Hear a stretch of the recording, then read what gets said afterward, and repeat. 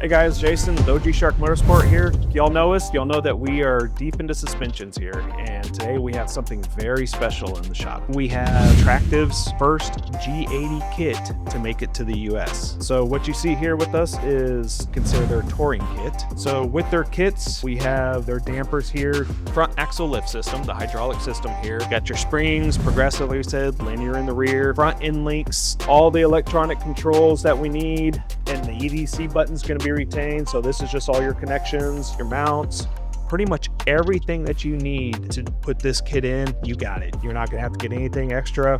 And even the best part about it, an instruction manual. They are very thorough in how they tell you to route the lines, all the installations. They give diagrams of the parts, torque specs on everything, and it's just an excellent kit. So here we go. We're going to dive into this on our new Shop Mule G80 that actually just rolled in late last night, and we're already tearing her apart. So stay tuned.